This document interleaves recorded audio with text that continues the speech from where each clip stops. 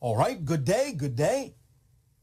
In this transmission, we will be discussing how the unconscious, the subconscious, and the physically conscious mind work together and work with belief systems and what their function is. As we have explained previously in other transmissions, your belief system is basically the product of a triad of experiences, the beliefs, the emotions, the thought patterns that create your physical personality and generate your physical experience. But the triad function, the triad structure, also exists between your physical conscious mind, physical subconscious mind, and physical unconscious mind. Now, as we again have said before, many people on your planet have thought of the subconscious and unconscious mind as somehow being underneath the conscious mind, below the conscious mind, because you talk about the idea of things being buried deeply in the subconscious or unconscious mind, and therefore it creates the connotation, the implication that these levels are actually under or below or beneath your physically aware daily conscious mind. They are not. They are above it.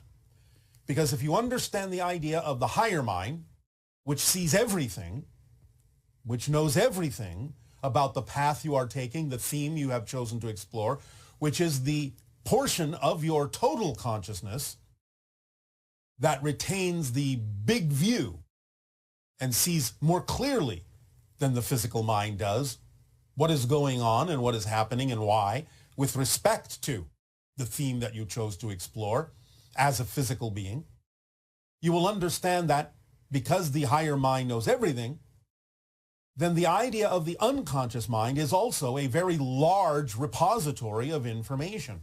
You may not always have access to it, but by having the largest repository of information, it is much closer to the idea of the higher mind and thus higher than the physical mind vibrationally, because it contains so much more than the physical mind is capable of handling at any particular moment. Next, the subconscious mind also, in many cases, contains more information than the conscious mind requires for its daily operation, its daily functioning, and thus again is above the physical mind. Again, kind of like not only a repository of more information, but here's the critical key. The subconscious functions between the conscious mind and the unconscious mind as a valve, as a filter, as a processing station between the two, allowing some information from the unconscious mind to come into the subconscious, which then gets processed and filtered in a way that it then can be passed along to, passed down to the conscious mind in whatever form is necessary for the conscious mind to receive that processed information in a way that is relevant and works for what the conscious mind needs to know, needs to realize, needs to experience in its journey of physical reality. So the idea of how these work together is that you have the physical mind, which is experiencing directly the physical idea, the physical journey, the physical experience. And you have the unconscious mind, which is the greater repository of all the information that will ever be needed to be experienced in this lifetime on this theme by the physical mind. But you have in between the two the subconscious mind, which acts as the processing center, the filtering center, to be able to filter out whatever it is that the physical mind is not ready to handle, not ready to perceive, whatever is not relevant at that moment for the physical mind to know, but which the physical mind can allow to come through if the physical mind will work on belief systems that would be hindering or stopping that information from being presented from the subconscious mind to the physically conscious mind.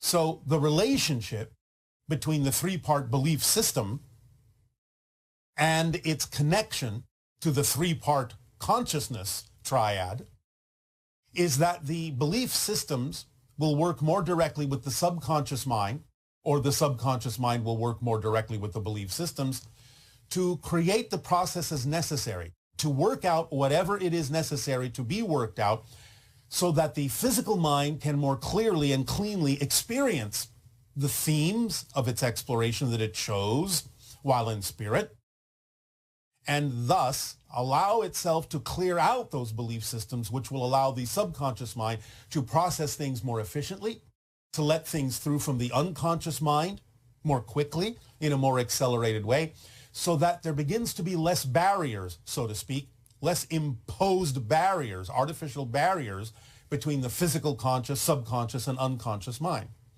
But while those barriers exist, because of whatever the belief systems say the physical mind does or doesn't wish to experience at that moment, either just through timing or through fear, then the idea is that the more you let go of those fear-based beliefs, then only the timing issues will be what allows the subconscious mind to process information from the unconscious and let it through to the conscious mind in a more timely fashion without being inhibited by any fear-based beliefs that the subconscious mind may be taking its cue from to hold back that information until the physical mind feels that it is absolutely ready to handle the information.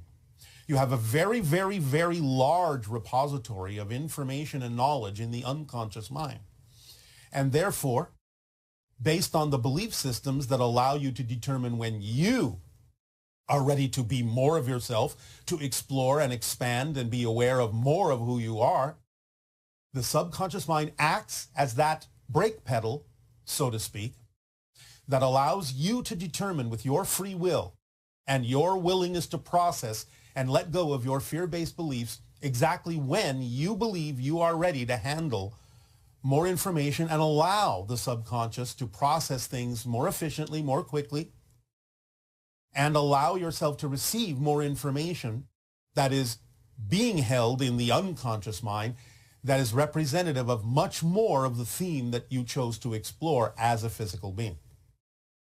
So this is how these three components of consciousness in physical reality work together, kind of like a gas pedal, brake pedal sort of system in trinary fashion, to download whatever information to you you are ready to receive based on how ready you are to know yourself more fully, based on how ready you are to be more aware of the themes you chose to explore, based on how ready you are to let go of those fear-based and limiting beliefs, negatively speaking, and bring them into positive realization. So you are, as the physical mind, in a sense, in the driver's seat, with your hands firmly on the controls of what will allow the subconscious mind to bring through, to process through the information from the unconscious that can reveal to you more about who you are in a very inspirational way, giving you much more aha moments in life, as you say, allowing you to know yourself more deeply and to understand more clearly the theme that you chose to explore, which gives you more insight into where you're heading. In a sense, opening up the idea of whatever probable reality futures are more conducive and more in alignment with who you truly prefer to be, and allowing the theme that you chose to explore to be more informative as to what choices you can make more clearly, giving you discernment to understand what is and isn't true for you, and allow you to move forward in life, in your physical reality experience, in a much more joyful way. So this is how these components work together.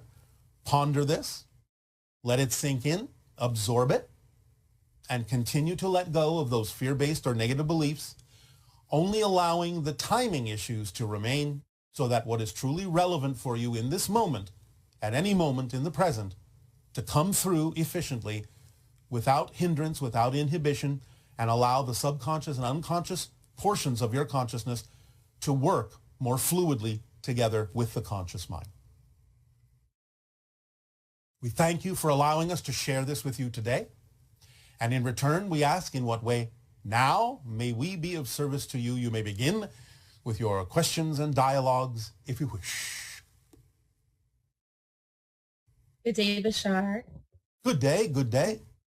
I'm here in Encinitas, California, and I have a question. I love everything that you just shared. I feel like the gas pedal has been pushed down pretty accelerated for me lately, and I give a lot of reverence and appreciation to you for the formula. It's been the most influential teaching thus far that has really accelerated my life in such a beautiful way. So I just want to honor you and appreciate all of the beautiful experiences that I feel like you've contributed to my life. So I thank you so much. All right. Well, we thank you and our deep appreciation for being willing to apply the information to your life. Yes. And so I mentioned I'm from Encinitas because people have said there's a vortex here. And I'm just curious if you have any feedback or thoughts on that. There are many vortices everywhere, both great and small, major, minor vortices. There are vortices over the entire structure of your planet because that's how it works energetically. These act as nodal points for the transmission of or the flow of different kinds of energy that take on different qualities depending upon the area. And people gravitate to these areas in particular because of the kind of frequency that exists within those particular nodal points that aid and assist them specifically in their own journeys in life. In the area that you are mentioning, there is a kind of a quickening energy there. Things can go much more rapidly in that area in general than they may in other areas when people need to have a slower experience. They will usually not go to the area that you have named, where if they desire a much more fluid or quicker, more accelerated experience or alignment with themselves, they will usually gravitate to areas such as you have named, of which there are many around the world, but what you have named is one. Yeah, that's what, and also just the monologue about the gas pedal and the valve. I'd love to talk a little bit more about that because the formula, there's been such amazing synchronicity, but the quickening, the acceleration, the valve feels like it's open more than it ever has been. And I'm having some pretty slippery experiences in my consciousness. And I think that's part of the reason why I'm drawn to this area. And one of which my highest excitement has been with my coaching clients to go on these trips. And it's been pretty consistent. This just started happening where I've been consistently experiencing simultaneous realities for myself and one other person. But now I've been able to create that experience in small groups of coaching groups. All right. Congratulations. I'm curious. Go ahead. Congratulations. Oh, thank you.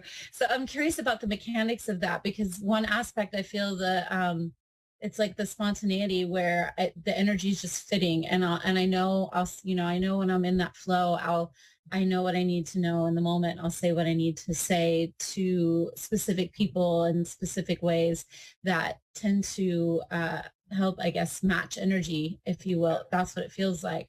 But yes. I'm experiencing some pretty interesting things. Not only being able to create scenarios where they're able to experience simultaneous realities undeniably within the group. So the whole group is experiencing it, but also time shifts. So we had an experience in Baja where we went through what we perceived as a time change of 2 hours when there really wasn't one. So I want to hear a little bit more about the mechanics of that. All right. Well, again, do remember that time is a side effect of your consciousness shifting through parallel realities, as we have said. Therefore, when you expand your consciousness and become more aware of more of who you are that already exists on some level in other realities, then those barriers drop, they fade because they're artificially imposed to begin with anyway. It's just a matter of being on a frequency that by definition includes more awareness of more of the realities that you're already connected to, because every single reality is here and now. Since time and space are illusions, it's all accessible from here, from now, from the moment, from the present. Therefore, the more you expand, the more aware you become of the more that's in the now. Does that make sense? It does. It feels the presence when I'm extremely present. Not only am I aware of more realities and more awareness of everything, I'm aware of how I'm creating my past and my now, et cetera, et cetera. My past changes quite often.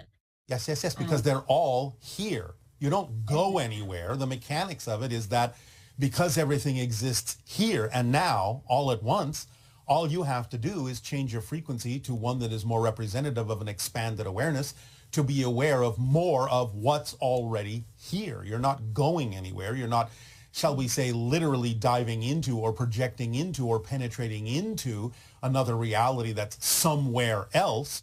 Yes, it's usually separated by differences in frequencies, but those frequencies all exist within your consciousness. So when you start dissolving the differences, in a sense, to some degree between one reality idea and another reality idea, you can start experiencing more than one reality idea simultaneously when your consciousness is capable of handling that. I love that you said that, because it does feel like a dissolving. It actually literally almost, it's, my senses feel that it is a dissolving of somewhat, feel, I don't know if it's barriers or if it's just illusions, but it's the same thing. That's the same thing. Barriers are illusions. That's what we're saying. There is only one thing in existence, and therefore anything that you consider to be a different thing is an illusion and is created by the artificial barriers, which is differences in frequencies that are created within your consciousness in order to have a certain experience where you feel that it is necessary to experience differences within the one homogeneous thing. So barriers are illusions. Yeah, I got that. Thank you. And so more about so the fun of it, it's just been such a fluid, extremely, it's just been amazing. It's such a fun, exhilarating experience. And my question to you is the spontaneity. So it feels like I'm fitting the energy, but it's kind of part of me, what level I'm creating it from. I understand that the higher mind is the mirror that's reflecting. But the physical mind is sometimes, a little bit tricky in that I can feel the physical mind wanting to label or explain. And so that's becoming less and less. All right. Well, that's fine. Again, the idea is you get to determine what labels need to remain for your own purposes and what labels you can let go of. It's up to you to determine how it works for you. So there's no right or wrong way in that particular process. Go with your flow and see what works. Keep whatever labels work and let go of whatever labels you no longer need. Thank you, Bashar. So the last part of this segment I wanted to discuss is the whale. So my highest excitement has always been my connection and my excitement with dolphins and whales, and recently with the gray whales and the humpbacks specifically. And then out of that, we came across a hybrid of a fin and a blue whale in Laredo. And that was quite interesting because he made himself very visible to us, over 80 sightings in a very short amount of time. I wanted to see if you had anything to say about that. The hybrids are coming closer. Yeah. You will see more examples. You will see more examples in your reality of things that are hybridized to indicate the changes going on. They will start more deeply within your collective consciousness or perhaps your collective unconsciousness, thus representative of the whale, which represents a larger consciousness, showing you more clearly that more hybridization is happening in the non-physical realm, which then translates into the deeper collective unconscious of your people before it also starts trickling down, as you say, into the collective subconscious and the collective consciousness of your people to start recognizing that hybridization is part and parcel of the evolution of humanity on the earth. I love how you just tied that into the unconscious and subconscious. And then we did have an experience recently with an entity in the physical. I've asked before because I've had an experience as well.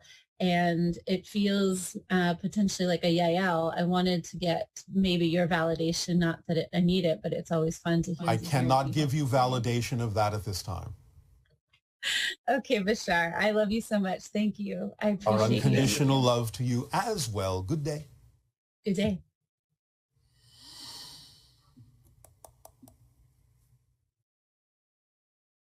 Hello, Bashar.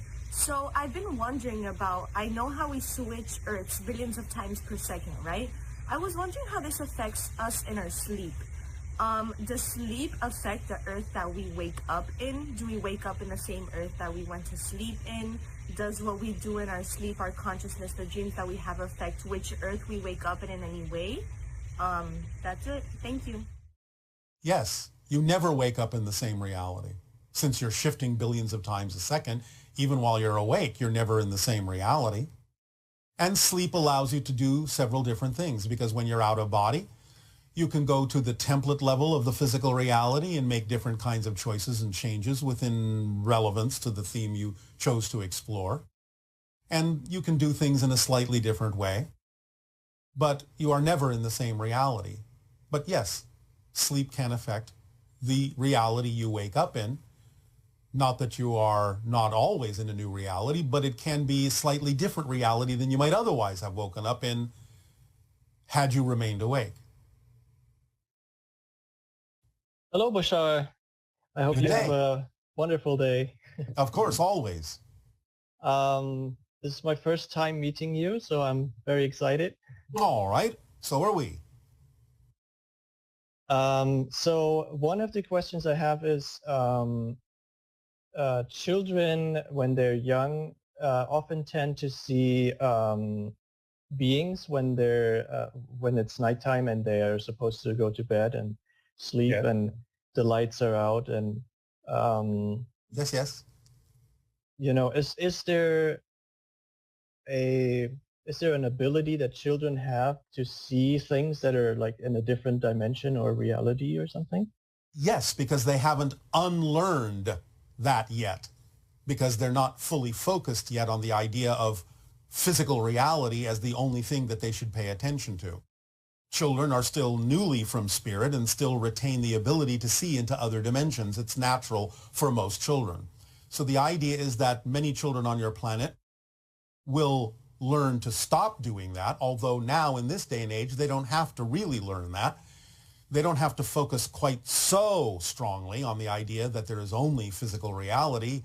They can still experience the themes they chose to explore as physical beings without necessarily losing the ability to perceive beings from other dimensions. So this is something that is new for your society in general on a large scale. People on your planet have always had this ability from time to time, but it used to be rare. Now it's becoming more common. But yes, in general, children on your planet are still closer to spirit than they are to physical reality, and for quite some time may still retain the ability to see into other dimensions until, for some reason, if there is a reason for them to focus only on their physical theme, then they may close that facility down for a while. And then it may return later in life when they are through exploring certain things. But yes, it's a natural ability that most children have.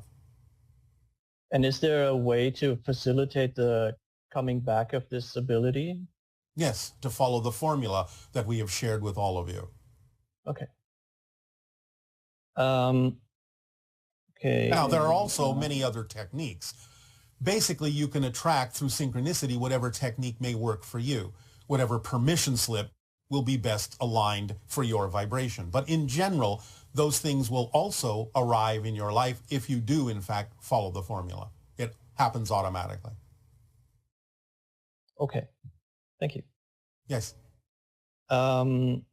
At some point, I was laying in my bed and seeing a dark pattern on the ceiling, and I was a kid back then, and I was kind of fearing for my life because I didn't know what it was, but I was like almost paralyzed, and then I said, no, not now, and please leave, but I didn't know what it was, and this happened twice to me when I was a kid, but I still have no idea what it meant or what It's a portal to another reality and a beginning of a visitation of extra-dimensional or extraterrestrial beings coming in to interact with you according to the agreements that you have made in this life to be part of those kinds of encounters and experiences. So what you were initially experiencing was the opening of a portal from one dimension to another.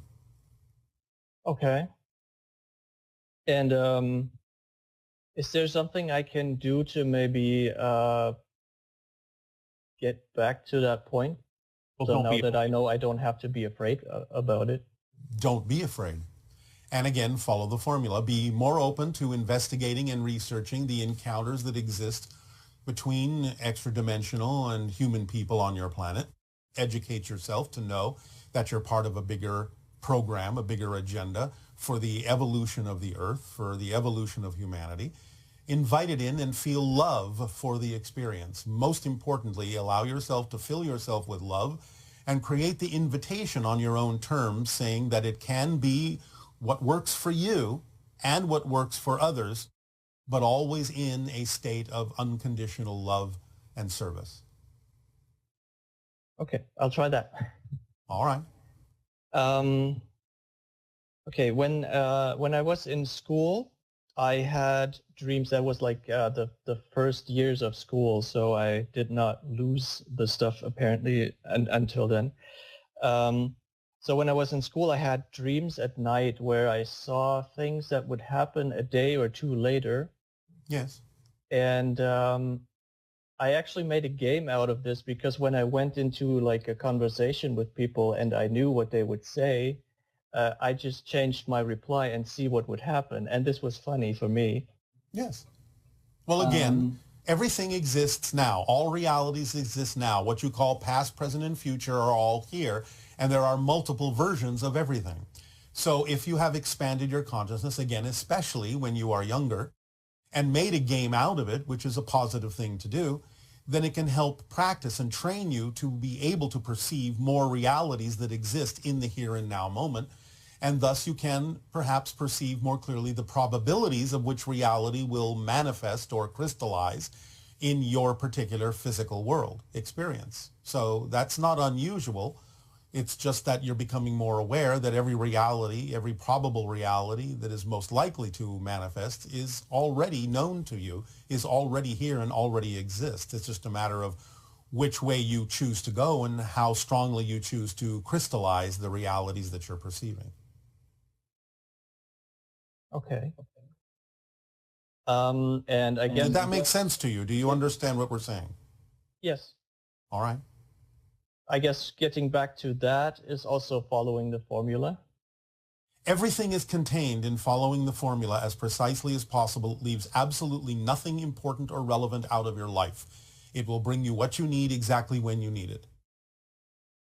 Okay. All right.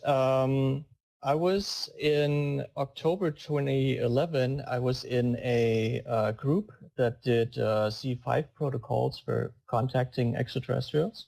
Yes. And we had some contact with, we saw ships flying around, and we had high strangeness events or things that happened that were strange. All right. Well, congratulations. Thank you. And when we did a meditation for contacting extraterrestrials, it was like a vision in my head that I had from it was a woman, and she looked more like a cat being, a feline woman. And she looked at me, and it was like just a second or so, and she said, "Be patient." And that's all I got from this. And then I started to think and woke up from the meditation. All right. Well, that's good. That's a good first start. Coming through the extra-dimensional consciousness is coming through an archetypal form, an ancient Egyptian form that connects to something that will work for you. The ancient Egyptian archetypal form, looking feline, is called Bastet or Bast, the ancient Egyptian goddess. So this is an archetypal form that the extra-dimensional being was using that has relevance for the vibration of your own being.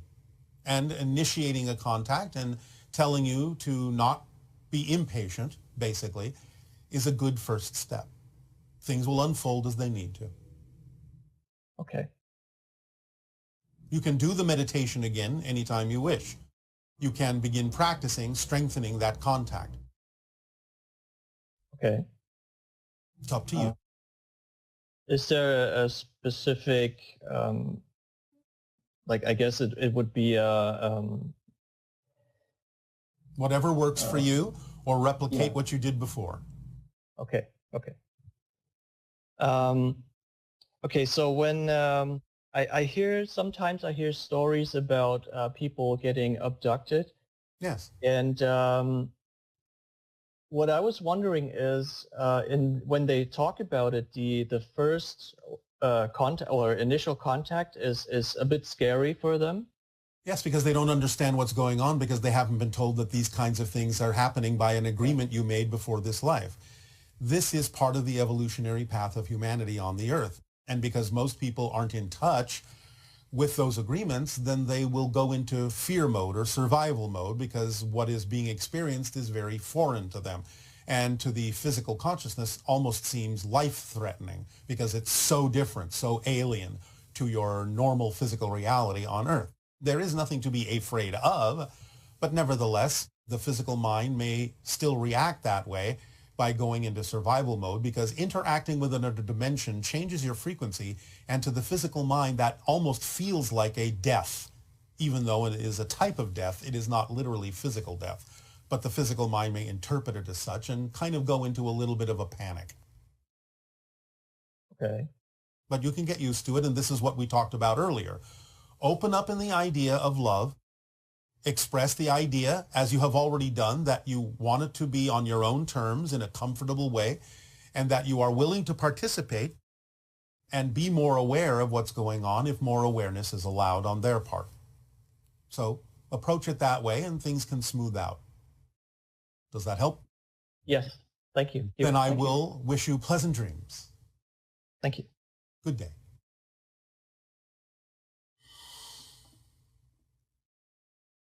Hi Bashar, I have this idea. It's pretty raw, but I would love to hear your position regarding this. So I heard recently scientists talking about anti-energy, as in something that keeps existence expanding, as in something that could keep the wormhole open. And it resonated with me because I feel the same way when I clear a limiting belief back to zero, when I clear it back as in reverse to a place where it never existed. I feel that there is a huge expansion going on inside of me. And I felt that we can do something, we can return something to zero, thus creating this anti-energy inside of us, and thus creating a real expansion. Is it possible to absolutely reverse the limiting belief, to bring it to zero as if it never existed? And does that create a real expansion? I would love to hear your opinion. Thank you. Yes. And what you're referring to scientifically is what scientists call dark energy rather than anti-energy, although it has what you might call an anti-property, since it works in an opposite function from what you'd consider to be regular energy. But you see, you're doing this all the time. You're zeroing out every moment. This is what happens when you shift billions of times per second from one reality to another to create the illusion of space and time. You're actually zeroing out every moment and allowing the thing that existed in another reality to simply not exist or ever have existed in your reality. It doesn't mean it doesn't exist at all. It just means that it never existed in the new reality that you've created, but it still exists in other realities that are simply no longer being experienced by you. So you're zeroing out all the time. But however you wish to look at it, however you wish to frame it, however you wish to use that process, is up to you to create the permission slip that works for your particular perspective and your particular expression of consciousness. So yes, the short answer is yes, it can be used that way. Greetings, Bashar. Good day. Hi. I'm excited to talk to you about a few things. Yes. I've often pondered your sharing about Earth people assisting those on other planets in their awakening process. Yes. During my life, I've had experiences in the dream state on starships, so it is a topic that's very exciting to me.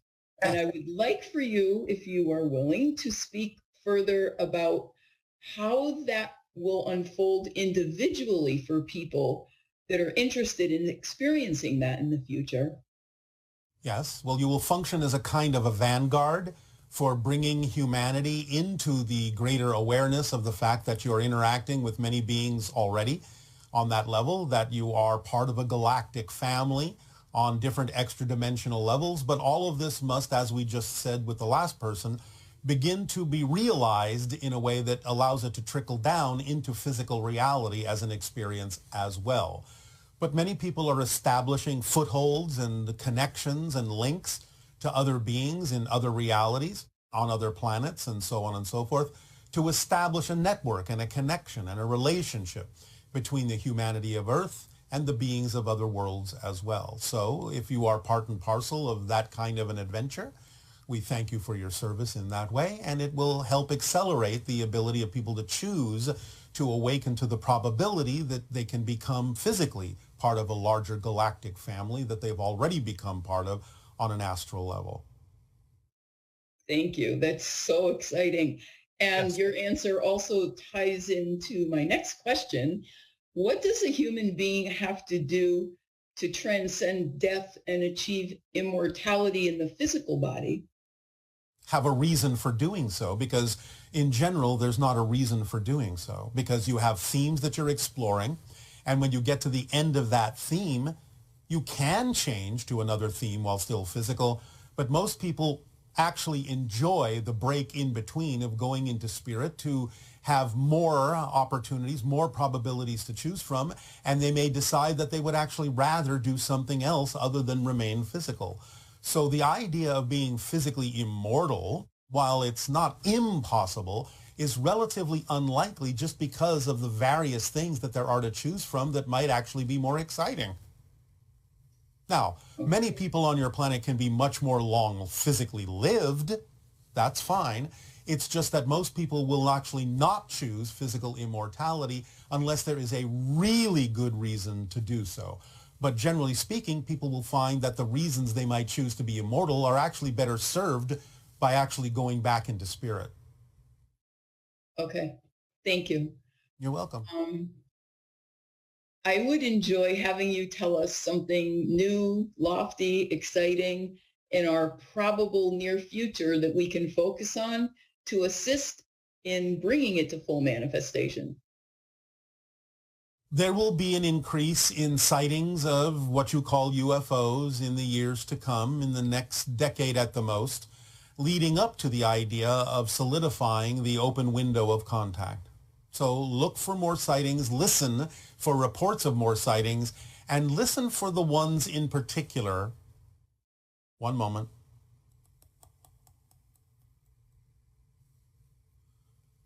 Listen for the ones in particular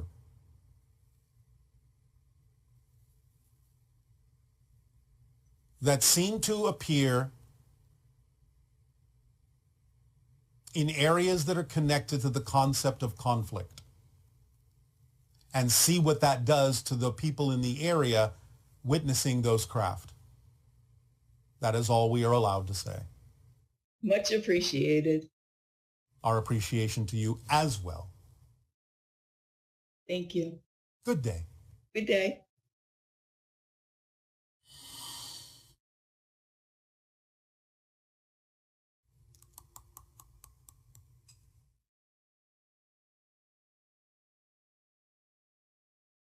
Hello, Bashar. Thank you for taking my question.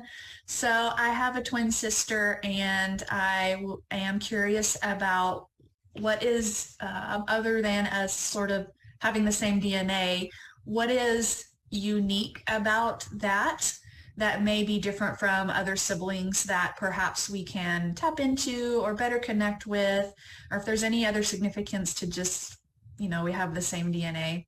All right. I love you, Bashar. Thank you so much. Bye.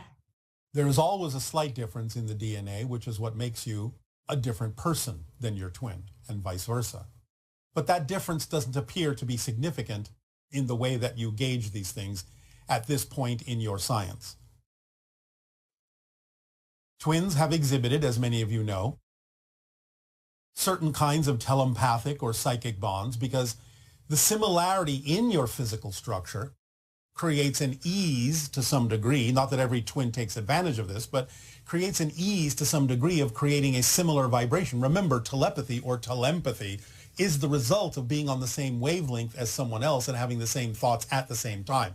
You're not actually reading their mind, you're reading your own mind because you're on a similar wavelength, and thus on that frequency, you can only have certain thoughts that are germane to that frequency.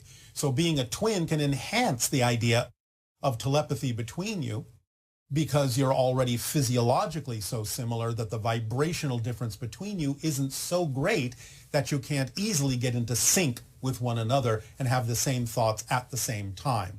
That's one advantage of twinness. At the same time, there is a polar opposite to this idea.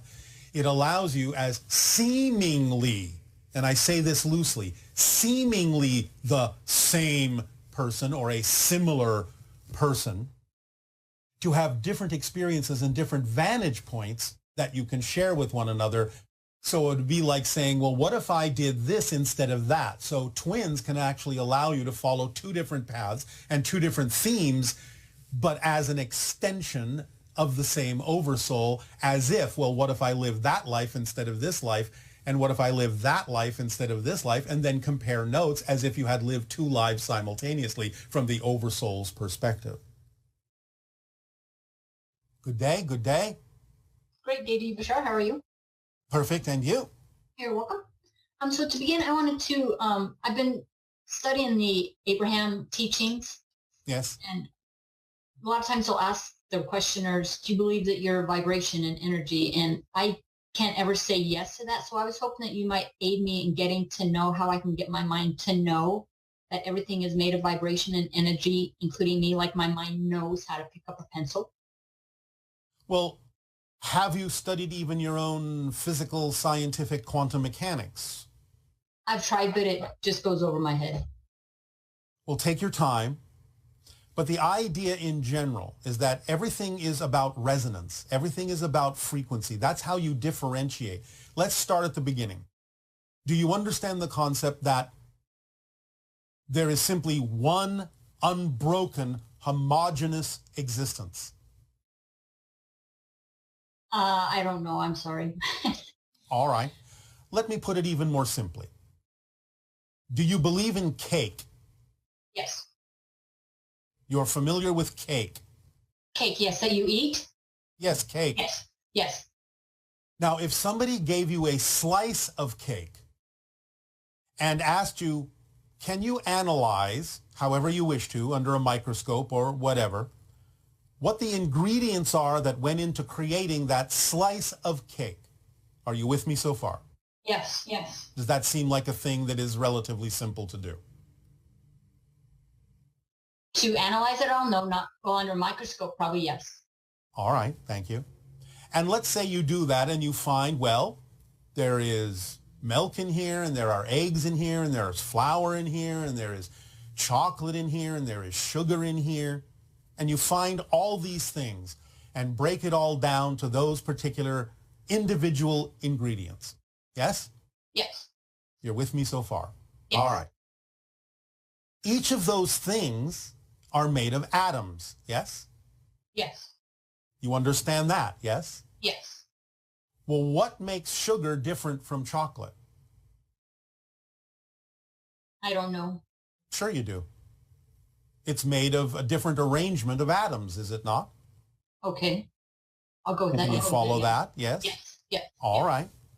So a different arrangement of atoms is similar to the idea of a different frequency. It gives off a different vibration because it's a different arrangement of things.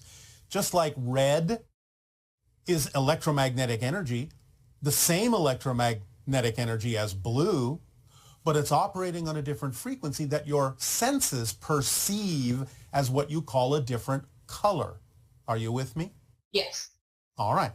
So it's really no more complicated than that. One material from another is a different arrangement of certain things that you call atoms.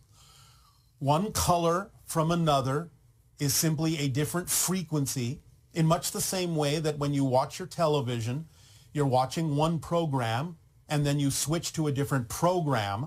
Well, why don't those two programs interfere with one another? How can you see one clearly and then another that's different clearly without interference from the one you were watching a moment ago? It's all about a different frequency. It's like teeth interleaving between one another instead of trying to get into the same space at the same time. So that's all that's meant by different frequencies, different resonances, is just about whatever the material is, and you don't have to know what it is, that existence is made of, has different patterns of frequency and vibration, different ideas within it that create different experiences. And that's what creates everything, is those imposition of different patterns, different frequencies, different vibrations that allows you to perceive something as being different from something else, even though it's all made of the same thing. Is this helping? Yes. Thank you. That's all there is to it. Okay. I appreciate that. Make sense? Yes. Oh, And the last thing I wanted to talk about was the ego. Yes. How can I, some of the practices that you've talked about, like with writing a contract in order to get the ego to stop wanting to be so dominant in everything. Yes. And as I've been practicing the law of attraction with the Abrahams, it still seems to keep wanting to know the how of everything, so that dominant thought kind of overrides the other dominant thoughts All I've right. had. How can I go about, yeah. That's because you have a definition of that makes you think that it will actually help you, when in fact it will actually hurt you. So the idea is that when the ego thinks it needs to know all how the mechanisms work and how this and what's going to happen and all the details, it's actually, shall we say, making itself more opaque to what's going on. It's actually slowing the process down by doing that. It's actually assuming it knows what the best outcome actually is when it doesn't.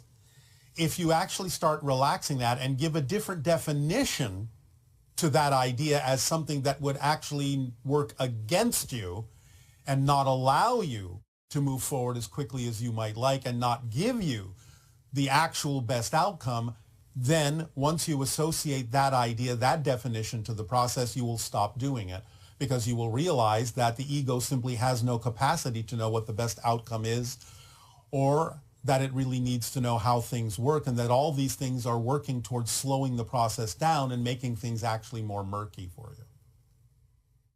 Okay, so having a stubborn mind or a stubborn ego, is that a common thing that people have? The stubbornness, again, stubbornness comes from a definition that is out of alignment with who you truly are. So in other words, you're defining the stubbornness as it's got to happen this way or something will go wrong. You have to realize that that's just a story that your negative beliefs are telling you. You have to stop believing in that story. So it's more about my beliefs, not my ego actually doing it. It's always about your beliefs, because your beliefs color what your ego is capable of expressing itself to do. Okay. So go into the beliefs and say, stubbornness is just an insistence that if I let go of doing it this way, something worse will happen. That's a belief that the negative belief is trying to get you to buy into, so you won't let it go. This is how beliefs perpetuate themselves. The negative ones will use fear to perpetuate themselves. It's not malicious, it's just how they're structured, because if beliefs, both positive and negative and neutral, don't have a way of perpetuating themselves, then you can't have a physical reality experience, because physical reality isn't real. It's only the product of what you believe to be true. It's only the product of your focus. So the idea of buying into a negative belief, if you happen to have bought into it to begin with, is that the negative belief is going to continue to try and perpetuate itself by feeding you more negative fear-based beliefs, so you won't let it go. You have to understand that what it's telling you is not a fact. It's just a story to perpetuate itself, and that you can change the story and everything will be fine. Gotcha. Does that help? Right. It does. Yeah. Thank you so much. And I hope you have a great day. And So welcome. thank you so much for your time. Bye. Always. All right. Thank you. Bye.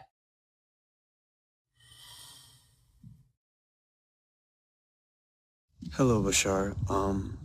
The other day I was reading some channeled material from the Arcturian Council, where they were describing that we are here to experience the ultimate experience of knowing ourselves from finite beings to infinite beings. And, you know, that's cool, but it just seems like I feel like I have this perspective that, you know, we're just kind of like bored as high dimensional entities, and we kind of just want to, you know, play a game to, you know, experience ourselves as separate. And, you know, to me that just seems like we're just like guinea pigs. I don't know. So I'm kind of just, you know, at a loss with trying to figure out why we're even doing this. Please and thank you. You are your own guinea pig. You're not anyone else's guinea pig, and you're not bored as higher entities. You simply see the excitement and the value and advantage of doing things in different ways according to what's possible in existence. So don't necessarily have to bring boredom into it. You don't have to bring the idea of victimhood into it by referring to yourself as a guinea pig. If you are a guinea pig, you're your own guinea pig. So sometimes you might decide it's going to be very exciting to go into a particular reality so you can pig out in a different way.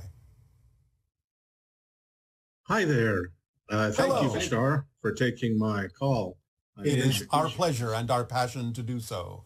What would you like to discuss? I'm curious about, since consciousness takes place at the subconscious, and unconscious level, is this unique to the human experience, or do others as well, other species, have those three forms of consciousness? There are a few that do, but of course they can still experience them in a very different way. So it's not absolutely unique to humanity. What is relatively unique, although again not absolutely so, with Earth humans, is the degree to which they allow the fear-based beliefs to color the functionality of the subconscious mind. I see. That being said, I do notice that when we go into the dream state, it seems like we open up to a higher aspect of consciousness. Yes. I'm presuming, since you've mentioned that your species woke up in the dream. Yes. So my question is, as we try to expand our consciousness, how can we maintain what some experiences, out-of-body experiences while we sleep, so that we could become more cognizant and retain a memory of our sleep?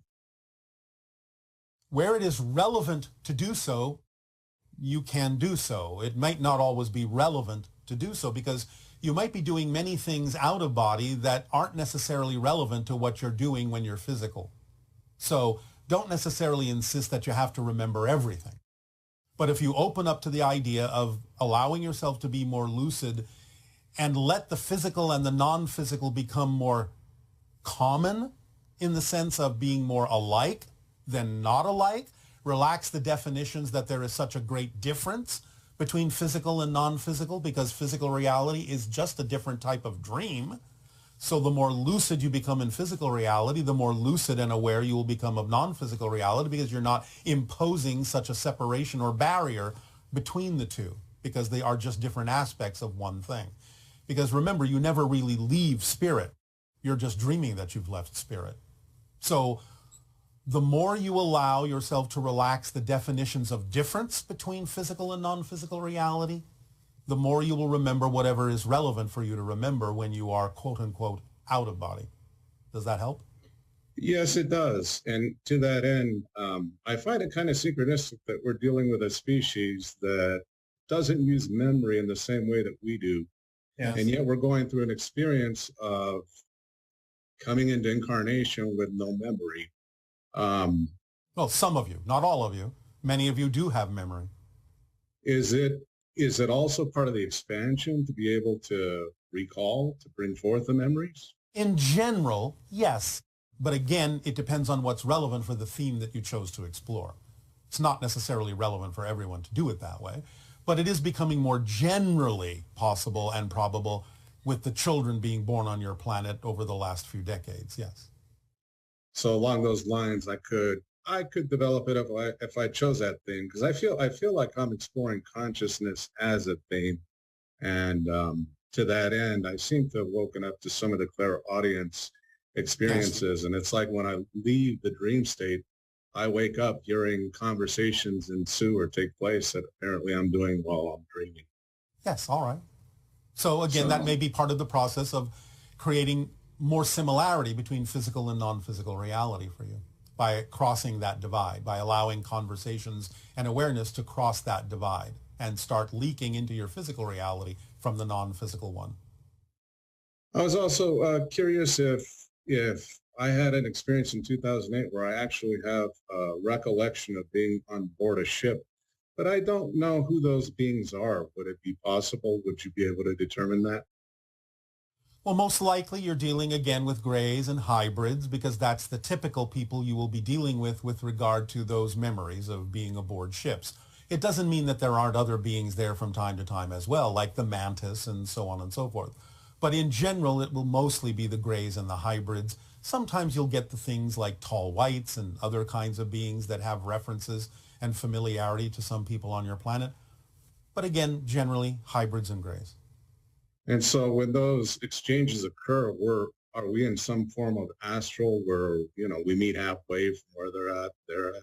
Usually, not always, but usually. Sometimes there is actually an altered physical reality in which you still are kind of physical, but not exactly in the same physical reality that you consider to be your physical reality when you're, quote unquote, awake.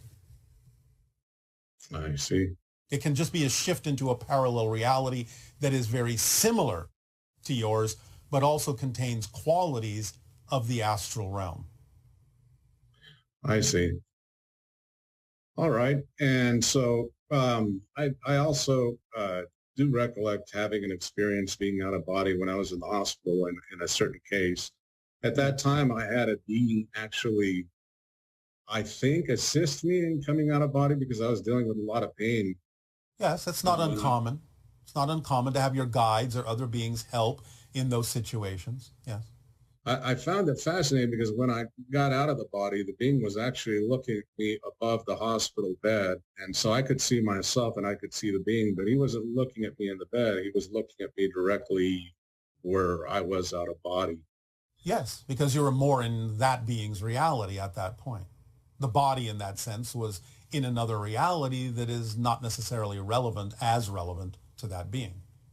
And so once again, I guess, unless it's part of my theme, those memories of what took place when that took place seem to elude me. It's all right. Again, you remember enough at the moment. Take the energy, take the experiences, and move forward in your exploration. Don't necessarily think that you always need to look back. Great. Wonderful. All right. Sounds great. I appreciate the time, and I wish you unconditional love and gratitude for your service. Unconditional love to you as well for yours. Thank you. Good day. Good day. And pleasant dreams.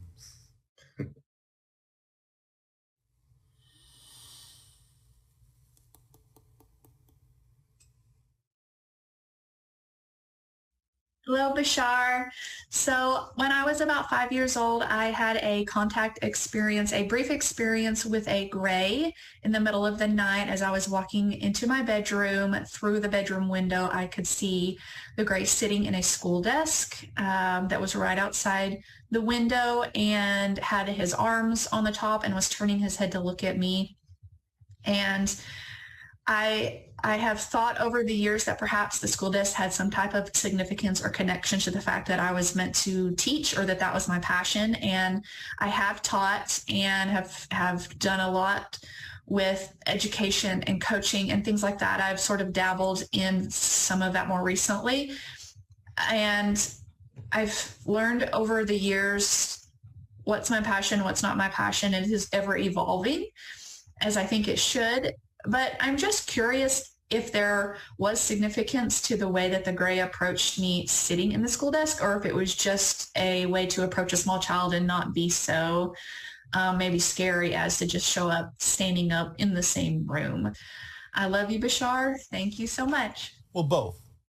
Not only about the idea of teaching, but also about the idea of learning and letting you know that when you are asleep and out of body, you are attending different classes on different levels of dimensionality in ethereal or astral planes, learning different things that you need to learn in order to teach different things on the earth to aid and assist in the evolution of humanity.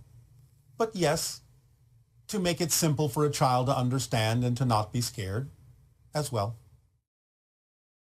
Hello, Bashar. Good day. My name is Sarah. I'm currently in California, and I have a question about transforming the Orion energy of oppression as it relates to my uterus or womb. All right. When I began connecting to the hybrid children, a game happened where I would imagine them as tiny babies and I would pop them in my womb and I would flow love to them. And it was a fun permission slip. Yes. I thought it might be fun for them in case they hadn't had that experience. And it's fun for me because I've been careful not to have human children because Earth is a little nuts. Yes, we understand. So where it got interesting was in Matters of the Heart, you said we could flow unconditional love to those in darkness. And I began to imagine even violent adults as tiny babies, and I would pop them into my womb so they could experience the unconditional love that I feel for the hybrid children. And this feels like a powerful permission slip for me. I've been able to unconditionally love anyone and everyone. So I want to understand it better. My question is, what's to understand?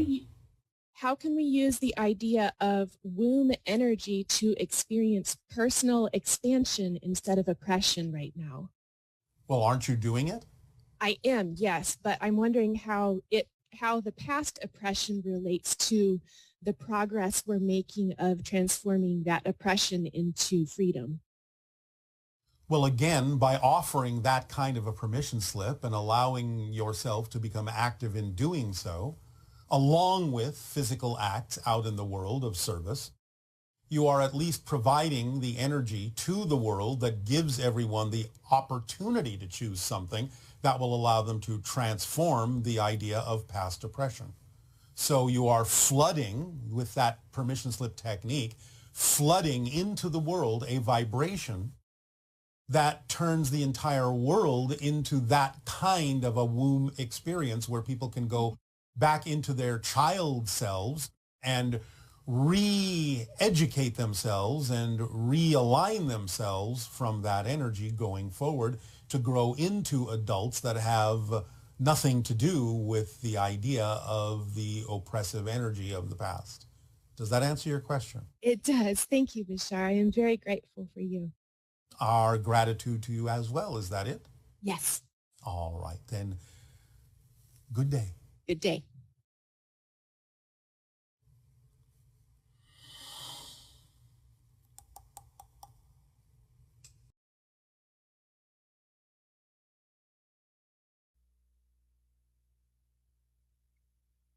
Hello, Tadeo. Nania. We have lots of questions from our viewers. All right. Okay, the first one. Is there a way to unite the unconscious and the subconscious minds with the conscious mind so that we can be consciously aware of all three? And would there be an advantage to our physical experience that way? As long as you are physical, you will not completely dissolve all three, but you can allow them to work more efficiently together and mirror the physical version of a higher mind. But while you are physical, all three are somewhat necessary so that you can experience timing and processing of whatever information your conscious mind truly needs at any given moment. So there will always be some slight holdback, some slight process of funneling the information that's necessary at any given moment through. But yes, you can allow, by accelerating yourself, by raising your frequency, the barriers to become less solid so that they can work together, all three divisions can work together much more efficiently, much more fluidly.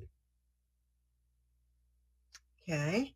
And this person says, I'm interested in why we are specifically among all the other options for who or what we could be as a unique expression. So I guess why we are who we are. How is it possible for us to have preferences if we all come from unconditional love? Because it is unconditional by the very definition of the word, you can be whatever you choose to be. Therefore, you choose whatever theme of exploration at any given moment your consciousness believes will allow it to experience what it needs for its own growth, whatever it is interested in exploring in that sense. So you have the freedom to choose whatever you wish. Do we have the option of choosing to come to Earth to do negative things? You do have that option, but again, remember that when you say negative, a lot of times you will choose negative mechanisms to do positive things. For example, the idea that you are limiting your consciousness in order to have a physical experience is a positive utilization of a negative mechanism, because you are imposing a limitation for various positive reasons, for experiential reasons, on your broader consciousness.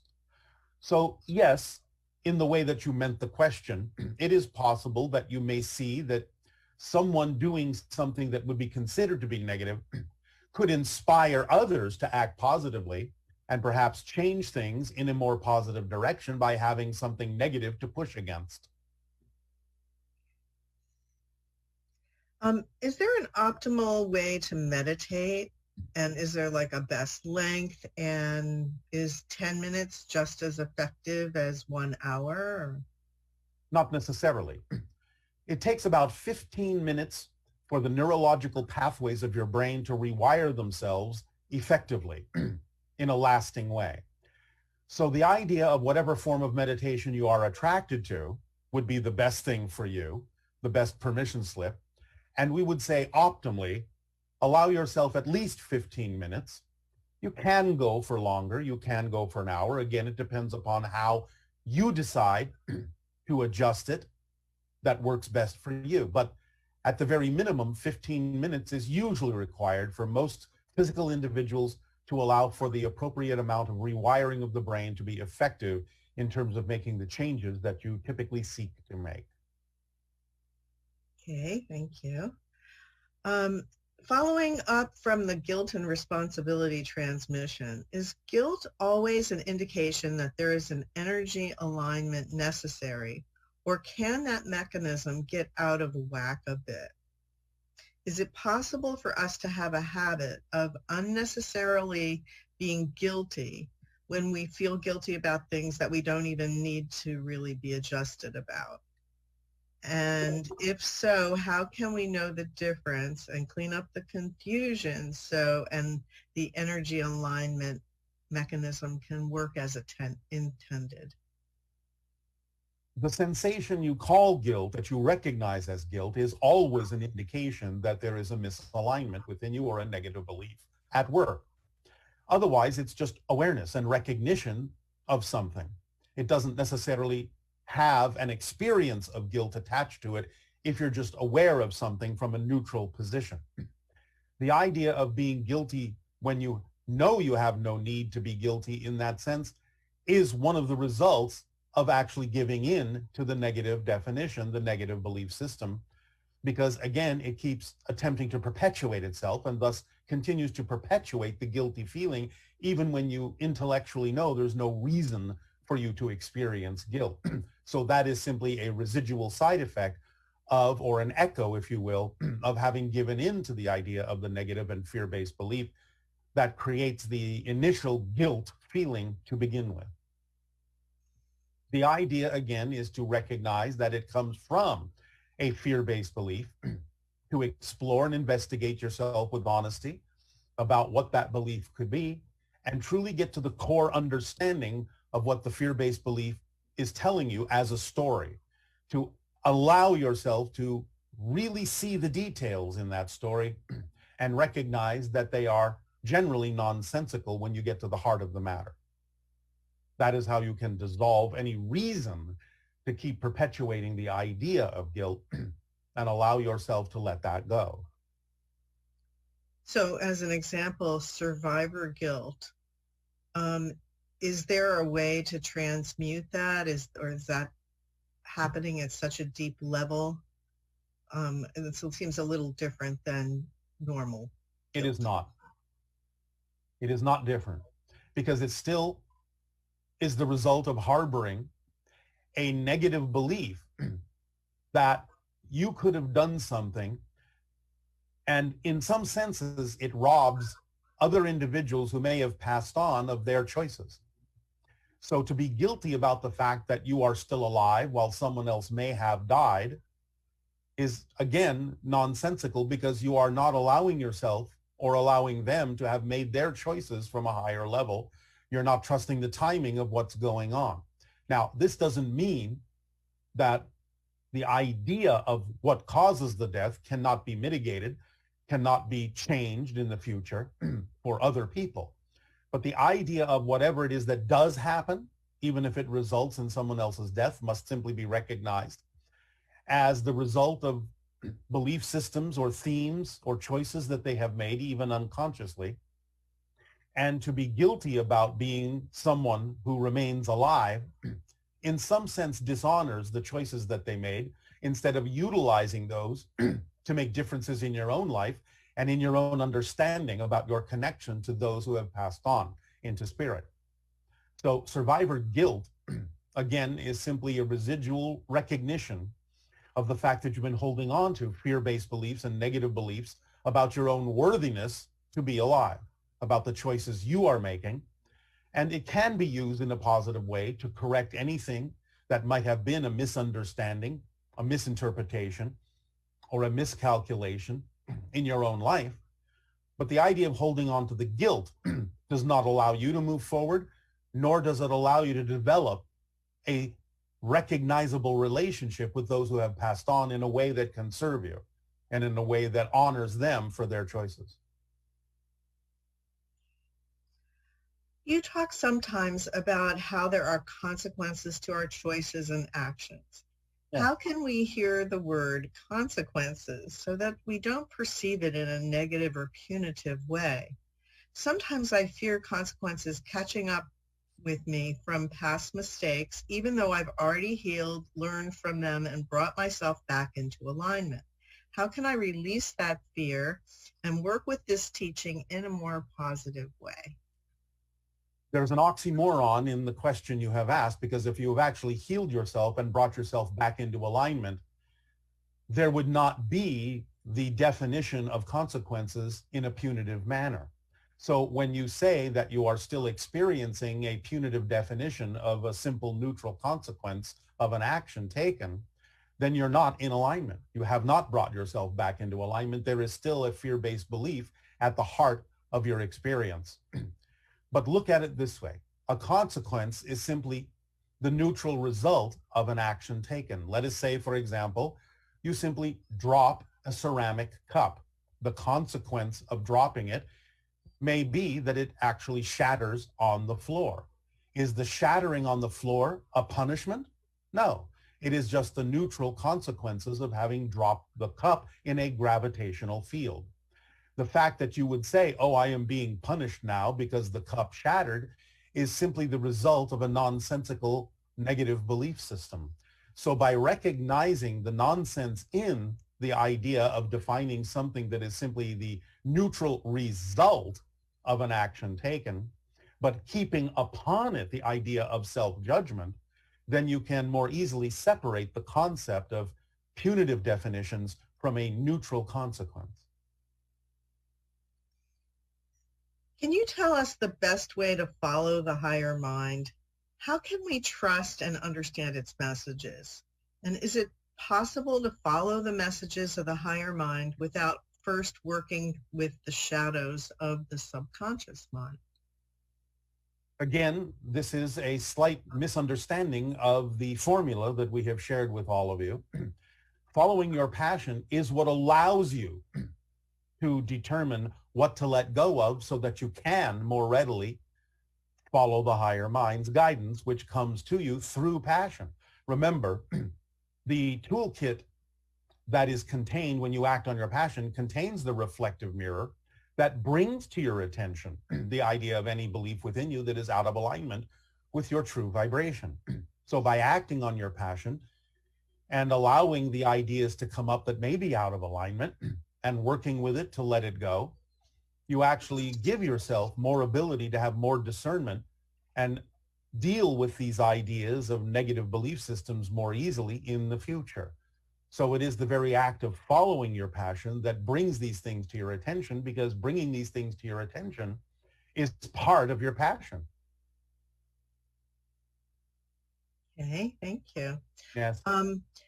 Does listening to subliminal messages or a recording of affirmations while you sleep in order to tap into your subconscious mind have any benefit to us in creating the experiences we prefer? Can it expedite us raising our vibration to match the experiences we prefer to have, as having good health or abundance or money? Or is it just another permission slip that will work for some and not for others? Does the subconscious mind need a permission slip? Yes, it is a permission slip, because everything in physical reality is a permission slip. Will it work for some and not for others? Yes. Is it effective for some? Yes, because it is a permission slip that they've gravitated to, been attracted to, and it is the attraction that usually indicates it will work for the person who is attracted to use that particular permission slip. So in that sense, it is a simple answer of knowing that it is something you are attracted to, that at least will temporarily work for you while you are attracted to it, and can be effective for those that align with it in terms of their belief system. But it's up to you to recognize also that it may change for you. So go with the flow. Whatever it is you're attracted to as a permission slip, by all means use it for the length of time you are attracted to it. When you're no longer attracted to use it, you'll find that something else will work for you. That's part of your evolutionary growth. Can you mention some of the ways that our higher mind communicates with us? It communicates primarily through, again, the sensation of objects or situations and circumstances that contain more excitement and passion or attractiveness or curiosity than any other. And it amplifies these things and delivers them quite often through the auspices of the fact that everything is connected, meaning synchronicity. Right, so synchronistic symbols would also be communications from the higher mind? Yes. And when we have a negative belief, does that mean that we should ask ourselves why we have it and try to eliminate that belief by waiting for an answer that doesn't make any sense to us? Or is there other... Well, you're not waiting. It's an active process of self-investigation to allow yourself to render the belief nonsensical. It doesn't just happen on its own, because if you don't do anything about it, if you don't investigate it, if you don't look deeply within yourself with honesty and curiosity and a willingness to change, then the negative belief will simply keep perpetuating itself. So it's not about waiting for it to make no sense. It's about actively seeking ways and understanding ways in which it simply no longer makes sense to you. One way is to look around in your reality, on your planet, and see if there's someone doing something similar in their passion as to what you would find also passionate about, exciting about doing, and recognize what it is that's different between you that allows them to do it, but not you. It is in that difference you will find the difference in your definitions, and then perhaps it will stand out more clearly why the definition for you is nonsensical, because if they can do it, why can't you? So are the beliefs in the unconscious mind or the subconscious mind, these negative beliefs? They're in the conscious mind, sometimes in the subconscious mind or unconscious mind, but they actually originate within the conscious mind, because the idea of those negative beliefs is not natural to your greater being. It's things that are learned and ingrained within you in the conscious world, in the conscious reality. Again, either by your circumstances and situations, your parents, your friends, your schooling, your society. These are all introduced into the conscious mind. Aspects of these then beliefs, negative beliefs, filter into your subconscious and unconscious mind when you are given perhaps contradictory information that you don't know how to process, don't know how to handle. So you store them in the subconscious and unconscious mind to be released later when you might gain enough information and knowledge and experience to be able to understand them at that point, bring them back into the conscious mind to determine for yourself at that point what it is that's nonsensical and irrelevant for you and what it is you determine you will keep believing in. So again, the subconscious and unconscious mind are used as different types of reservoirs to hold on to things you can't immediately process. But all of these negative beliefs are, in a sense, received by the conscious mind. Now, the only exception to this, and it's not really an exception, but just an augmentation, would be that if you have decided as a spirit to come into the reality with a certain theme you will explore, then you might allow the conscious mind to be, shall we say, more open to receiving some of these negative and fear-based beliefs that you will then use in your process to overcome and, shall we say, transform, so that you can fulfill the theme that you chose to explore. But the fear-based beliefs are still received by the conscious mind, even though you make, shall we say, set up a likelihood of accepting them from a higher level to begin with, as a representation of a theme that you will choose to explore. Can you comment on the idea of compartmentalization and how that can shield one from the consequences of negative beliefs? Compartmentalization, because you operate in a physical reality that has time and space and can have time lags and so on and so forth, can be used as a certain vibrational pattern to, in a sense, act as a filtering system so that you can achieve certain things on one level while holding off on certain kinds of consequences on another level. In other words, you're storing everything for later dissemination, for later analyzation, for later observation. And this is why when you pass into spirit, you cannot avoid the idea of life review, where you experience the consequences of every action that you took. Because now in that state of being, non-physically, you have dissolved all of the barriers. There is no more conscious, subconscious, and unconscious. It's all right there in one awareness. And thus, at that point, if not at any point earlier, you will experience every single idea, every single consequence, every single action, every single emotion, everything you may have put into the reservoir for later analysis will come flooding in during the life review if you do not deal with them in the physical reality at some point. Can you say a little more about how you actually experience life review? I think one questioner was concerned about going through it, that it seems fearful or like you a will terrible not experience experience. it in a fearful way. You will understand through a form of spiritual empathy what it is that any other person that may have been affected by a choice you made would have felt, would have experienced. But I know this sounds like a little bit of a contradiction or an oxymoron, but you experience all these things from a neutral position.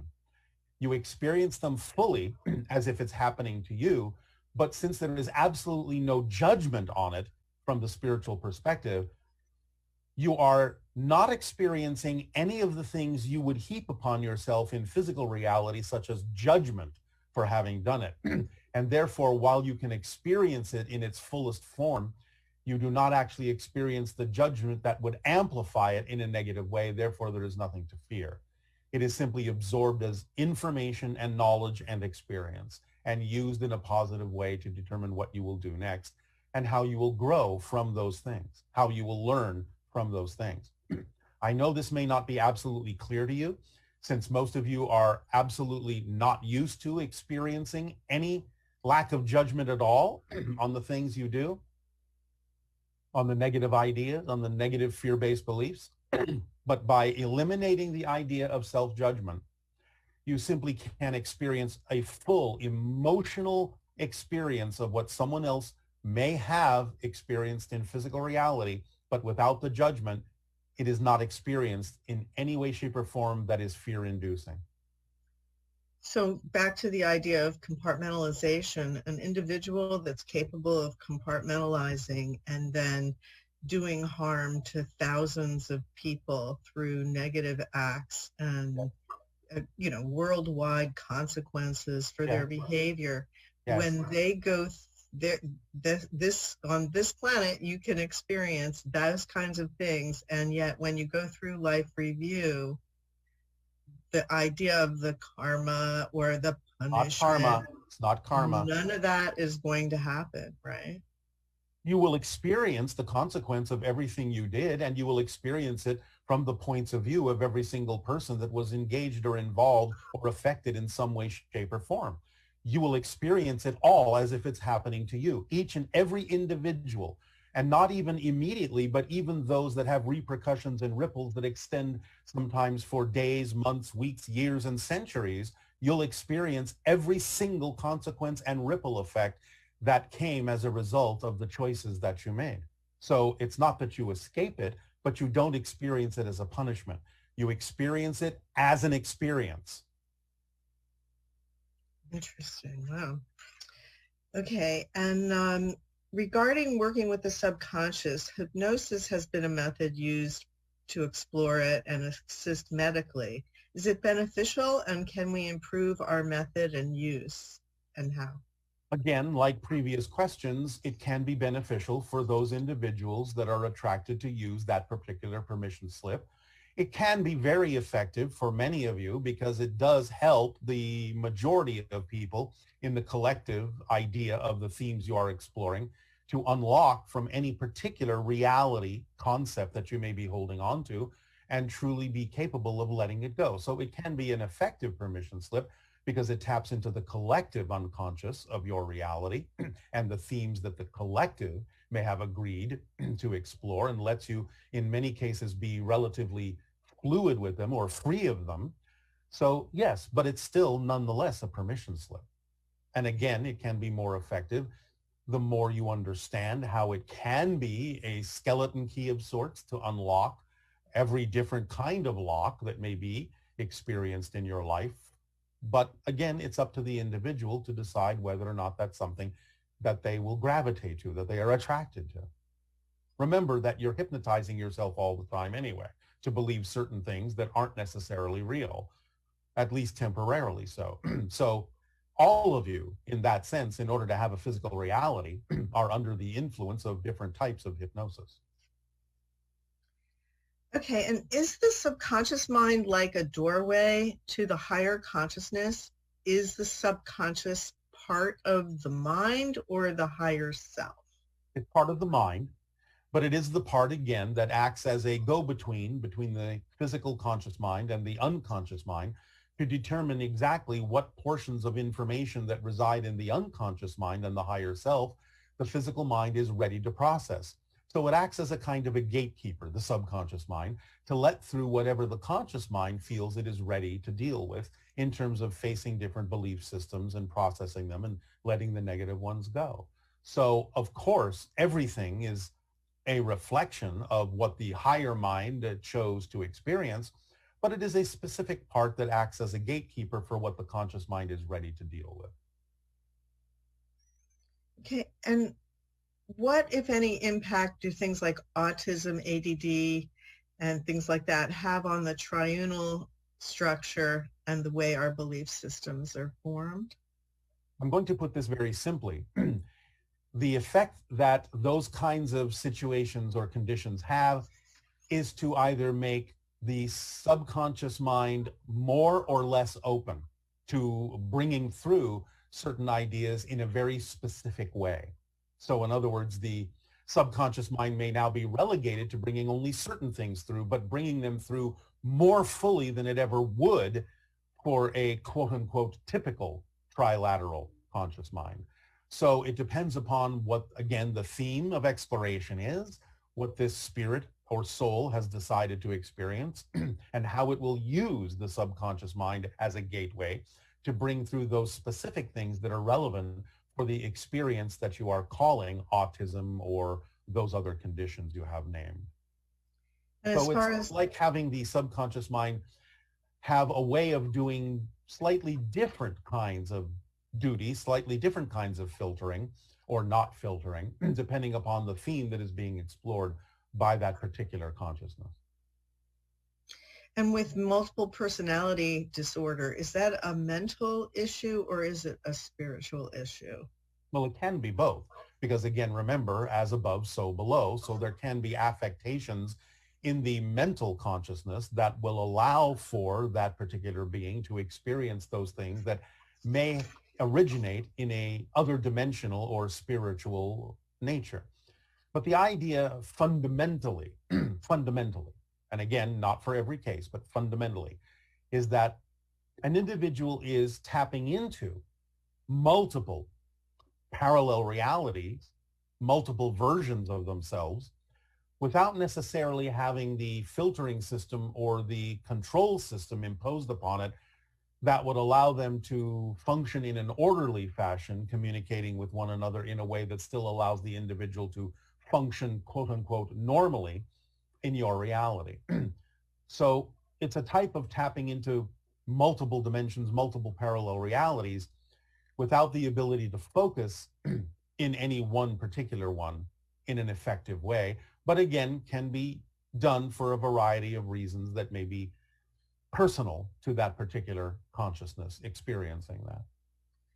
So is the person tapping into multiple spirits and having them all share one body, or? No, it's not the sharing in the body, but it's an expression through the body, if that's what you mean by that.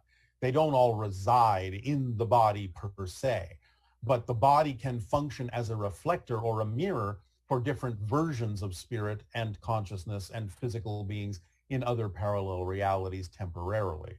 So again, sort of like your telephone analogy, you can have different friends speak to you through the same phone, but it's not like they're inhabiting the phone.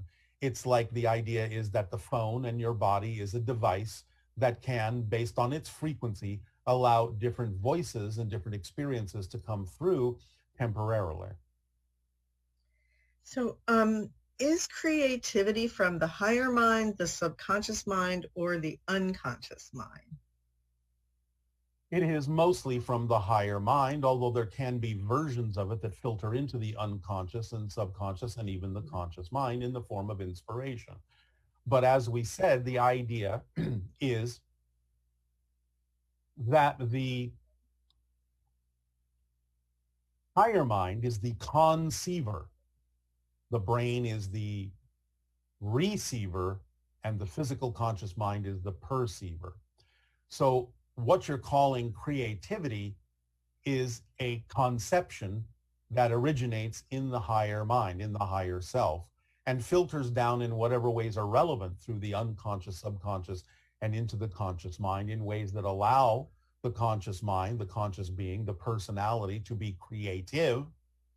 But all of that comes from source and therefore filters down, so to speak, through the higher mind to the conscious mind, the triune conscious mind.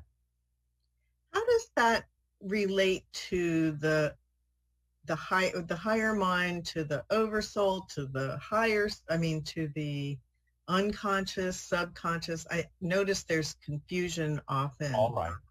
Again, without going into too much detail and too many layers and levels, because you can create a number of them anyway for various purposes. Of course, everything starts with all that is source. It all comes from that. It's all an expression of that. But it goes down into different levels of oversoul, whether you want to say it's a universal oversoul or a galactic oversoul or a solar system oversoul or a planetary oversoul is relatively arbitrary. But it goes from the oversoul level into the individual soul level, and then the individual soul creates the idea of the non-physical higher mind and the triune physical mind. Then through the experiences of the physical mind, you create the concept of the unique spirit that is germane and unique to that particular physical experience, and that becomes part of the soul. But the idea, again, is that it usually goes from oversoul to higher mind, to unconscious to subconscious to conscious mind, that then through its experience creates a representative spirit that is a unique representation of the experience of that particular personality that then resides in the soul and the oversoul and all that is from that point forward, speaking linearly. Awesome. Mind filtering UFOs.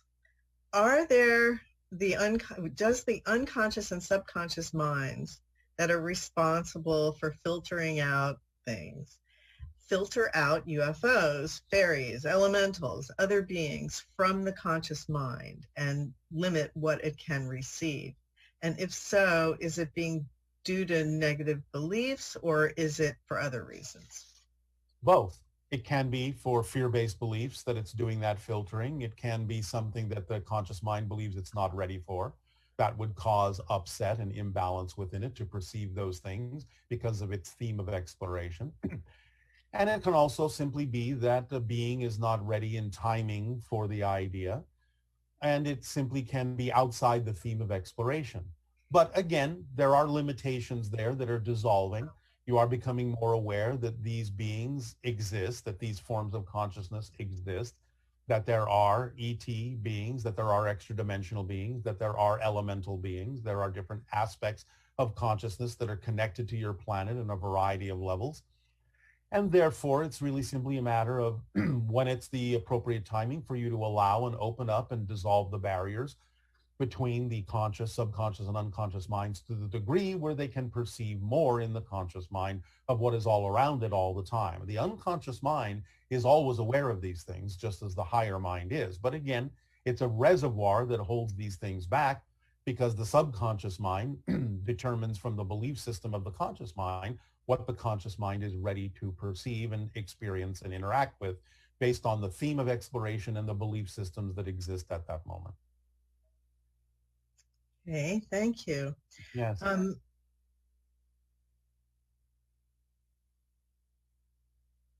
Okay, you've said that to access the subconscious mind, unconscious mind, and so on, that we have to raise our vibration. Yes. But how do we know that we are in that state? How do we know that we've accessed the subconscious or the unconscious mind? And do you have a tip to achieve the most frequent type of vibration needed to access the subconscious and the unconscious?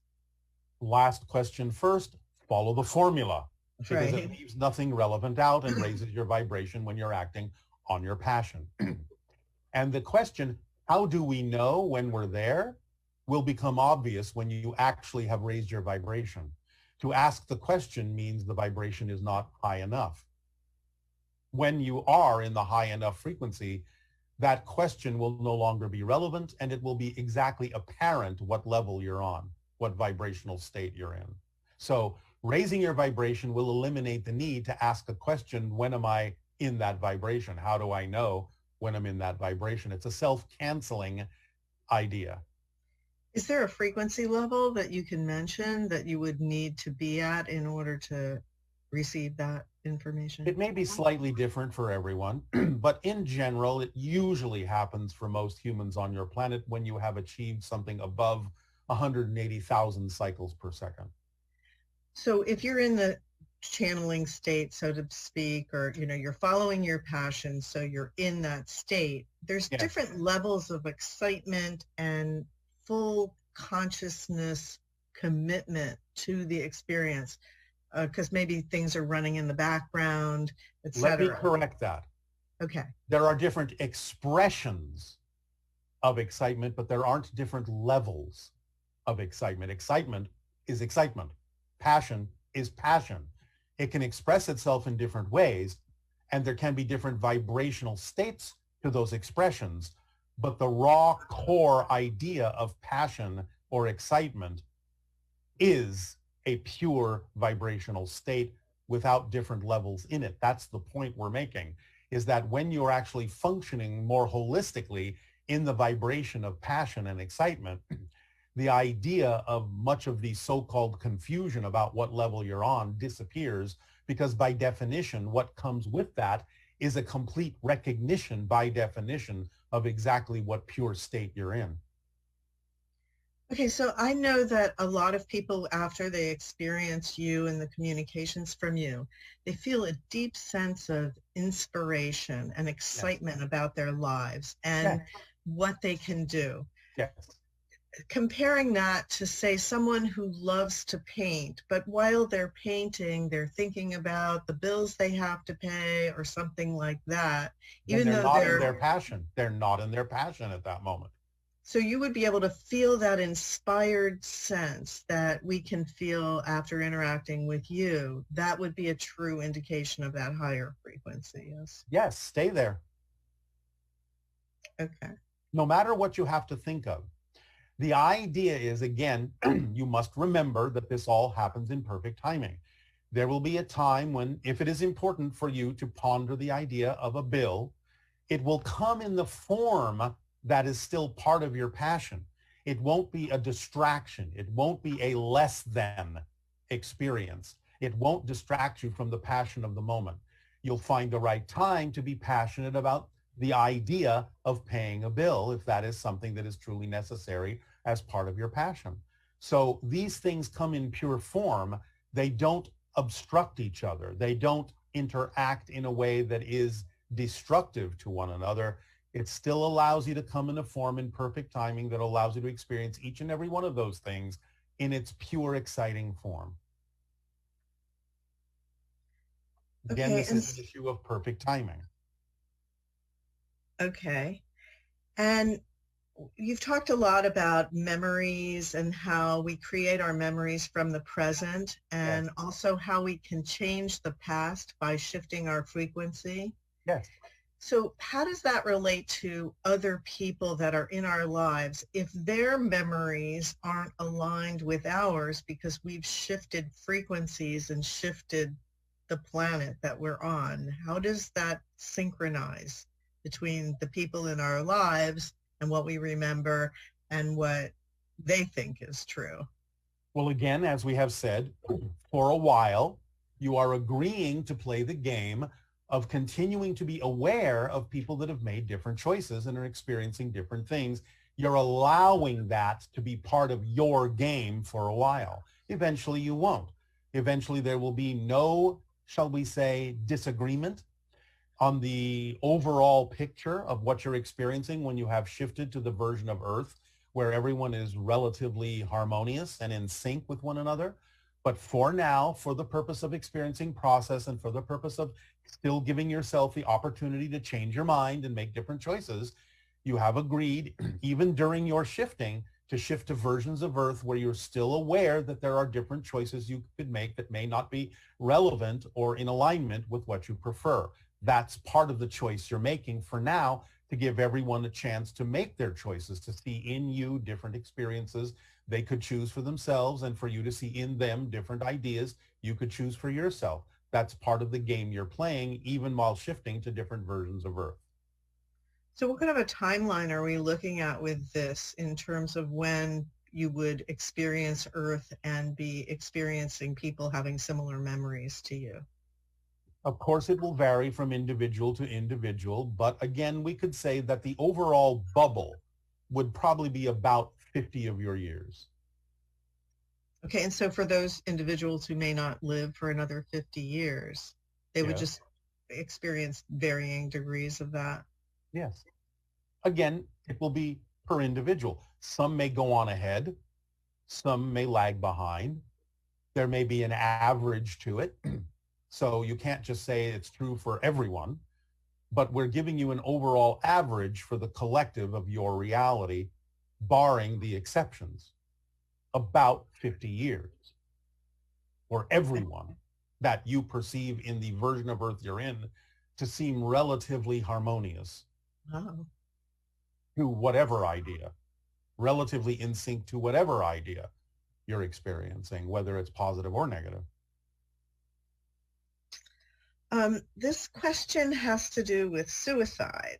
And the person is asking, are either of these statements true?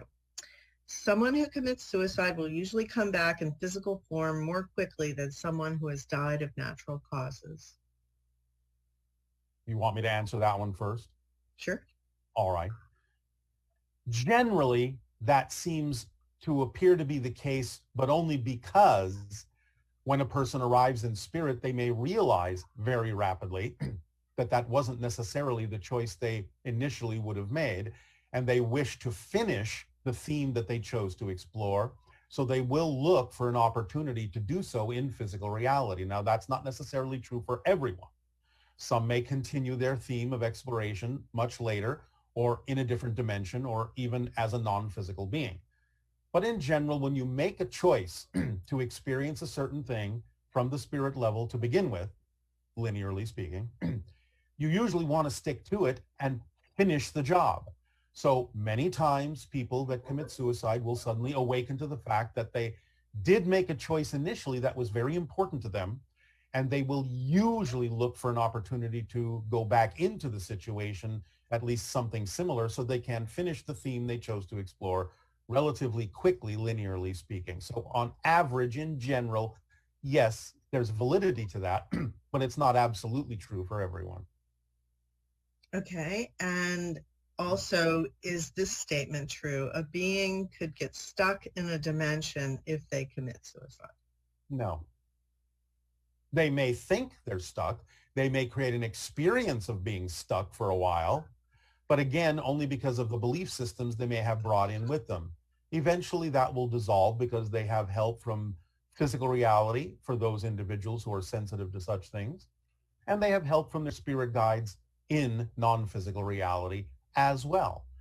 So they can have the experience of being stuck, but they're never actually stuck. That's just an illusion. Okay, and also the idea that if someone is terminally ill and they are in great suffering and they choose to have assisted, suicide, I suppose, Yes. Does that come with the same idea of what you were saying in the first question? No, not necessarily. Again, as always, you can't make a general concept true for everyone. It depends on the reasons they're doing it. It depends on why they have attracted that situation to begin with. But in general, in the way you're asking the question, no. Okay, great. So there are, there's legitimate reasons for quote unquote suicide. Well, again, and then, remember, all death is suicide because mostly you have determined the window of your lifespan.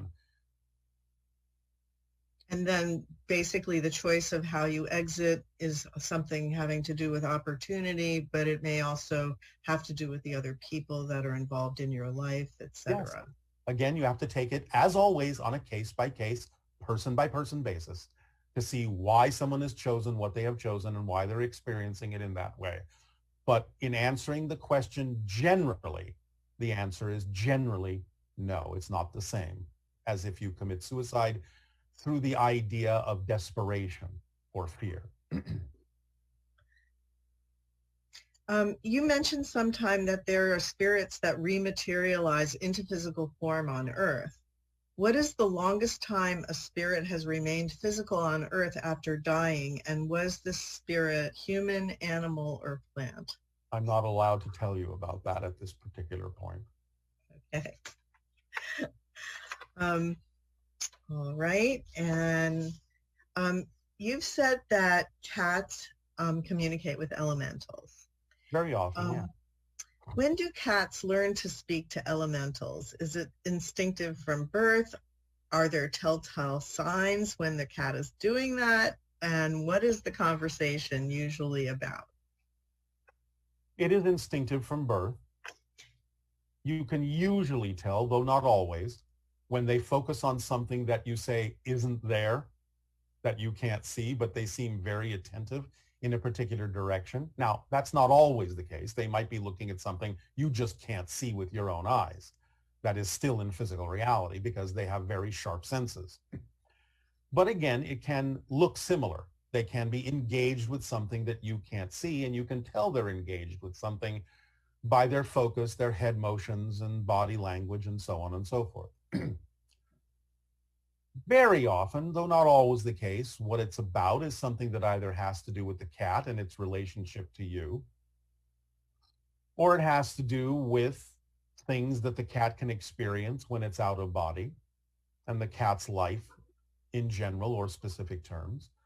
But a lot of it will usually have to do with things that are going on in the life of the human and the cat and the relationship between them and how that might progress and evolve to including the elemental in some way, shape, or form that can be of assistance to the lives of the humans and the cats, and other animals participate in this as well. It's not just cats.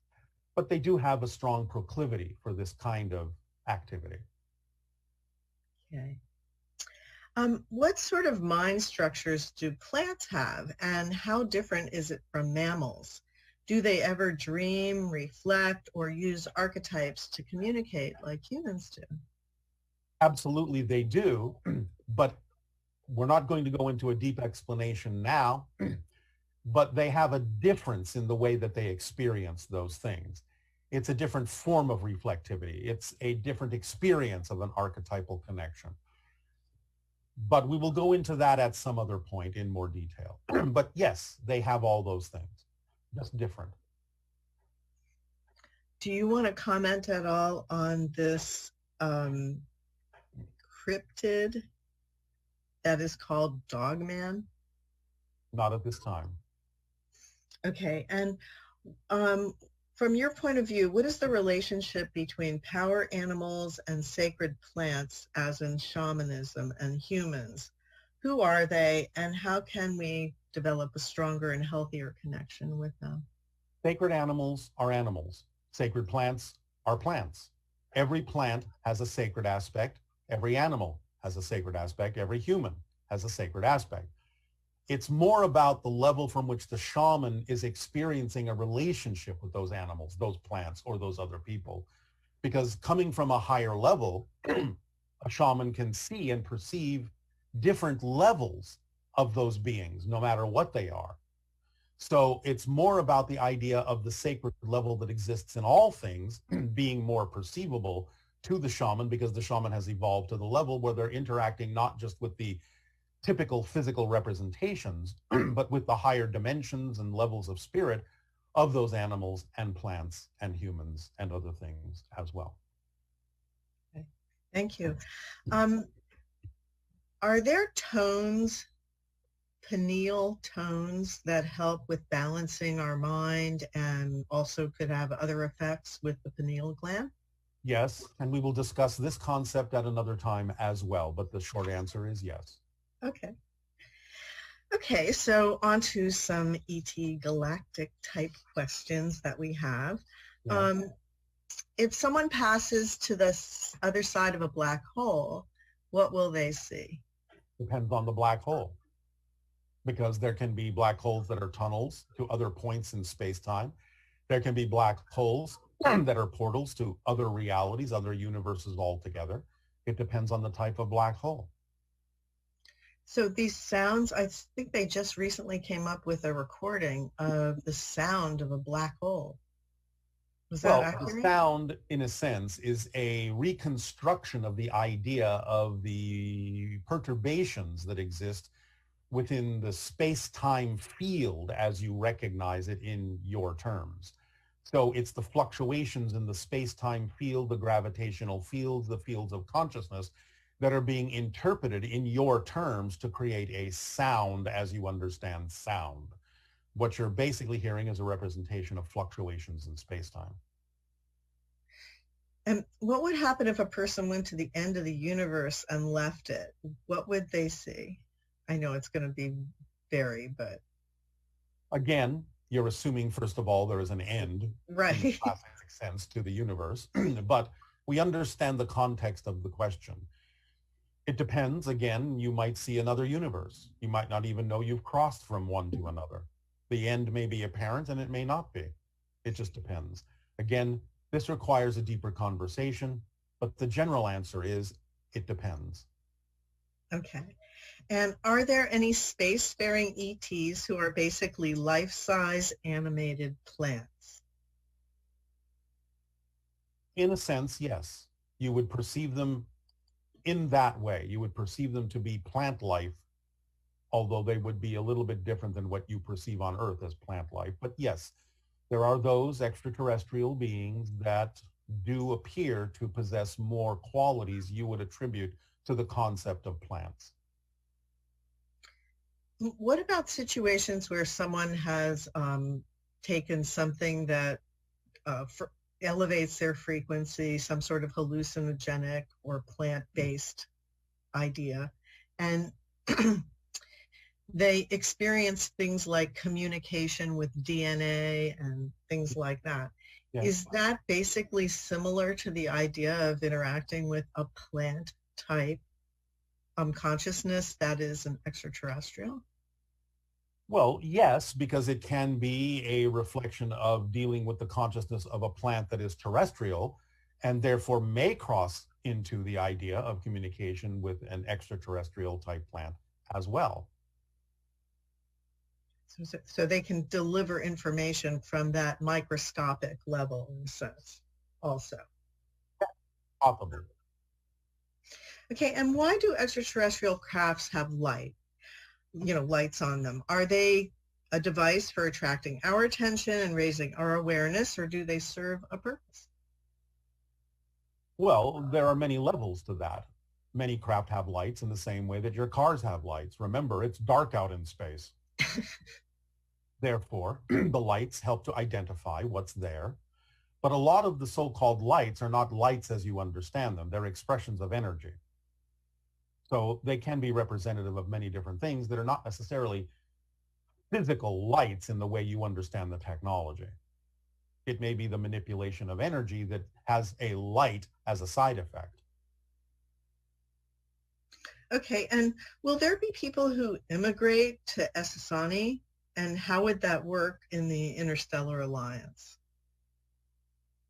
Eventually, there may be those that will come to live on different planets relatively permanently, yes.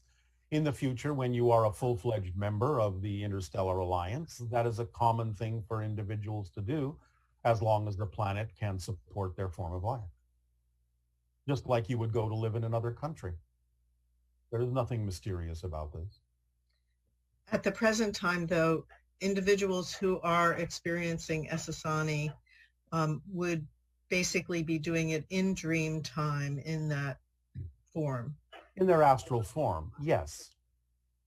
Eventually, it can be physical. There are humans who have been taken to other planets physically. We're not going to go into detail about a lot of that right now. But there are humans who do reside on other planets. It's rare, but it has happened. And are there subterranean intelligences living alongside humans on this planet? There are some. That doesn't mean there's a hollow earth in your dimension. But there are some subterranean beings that do exist on your planet simultaneously with you. There are not many. Mostly those that you would consider to be other civilizations, subterranean, are in other dimensions that just appear to be inside your planet. But there are a few physical beings that do live in subterranean enclaves on your planet that you are not necessarily aware of. Yes. How prevalent is it that there are ships in the oceans? Do you mean extraterrestrial craft? Yes. Oh, sorry. Yes, of course.